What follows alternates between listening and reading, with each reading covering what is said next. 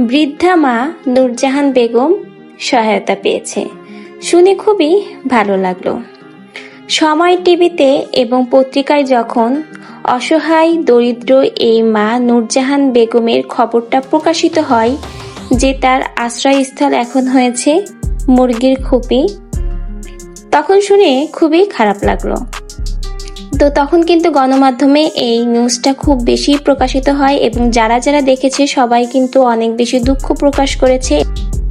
তো তার এই নিউজটা কিন্তু আইন শৃঙ্খলা বাহিনীও সময় টিভিতে প্রচার হওয়ার পরে দেখে তারা যাচাই বাছাই করে এবং যাচাই বাছাই করে দেখে যে আসলে এই বৃদ্ধামা খুবই অসহায়। এরপরেই তারা বৃদ্ধামাকে সাহায্যের জন্য সহযোগিতার জন্য এগিয়ে আসে। আইন শৃঙ্খলা বাহিনী জানায় যে তারা প্রথমেই এই নিউজটা দেখে নিউজটা আসলে কতটা সত্য সেটা যাচাই বাছাই করেছে, তারপরে যে দেখেছে যে আসলে এই মার অনেক বেশি অসহায়। তো আইন শৃঙ্খলা বাহিনী তার সাহায্যে এগিয়ে আসে এবং যেহেতু সামনে ঈদ তার জন্য কিছু খাবার সামগ্রী নিয়ে আসে। আর তার শোয়া বা থাকার জন্য কোনো আসবাবপত্র নেই, বিশ্রামের জন্য বালিশ খাতা নাই, তো সেজন্য আসার সময় তার জন্য বালিশ খাতা এবং বিভিন্ন খাবার সামগ্রী নিয়ে আসে। আর সে যেহেতু মাথায় চোট পেয়েছে, হাত ভেঙে গেছে, সেজন্য তার জন্য কিছু ওষুধও নিয়ে আসে। আর তার পরিবারের যাতে সাহায্য হয় সেজন্য একটা ছাগল নিয়ে আসে।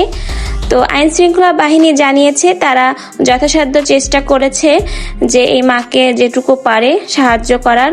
তা বেশ ভালো লাগলো, নিউজটা প্রচার হওয়ার পরই এই মা সাহায্য পেল আর আইন শৃঙ্খলা বাহিনীও দ্রুত তাকে সাহায্য করলো, তার সাহায্যে এগিয়ে আসলো। এই দুঃখিনী মা একটু বস্ত্র পেল, খাবার দাবার পেল, হয়তো সে আরো কিছুদিন ভালোভাবেই থাকতে পারবে। সকলেই দোয়া করবেন যেন এই মা বাকি যে কয় বছর বাঁচে বা যে কয় দিন বাঁচে ভালোভাবে বাঁচতে পারে, একটু খাবার পেট ভরে খেতে পারে, একটু শান্তিতে জীবনযাপন করতে পারে। সবাই এই দুঃখিনী মায়ের জন্য অনেক অনেক দোয়া করবেন।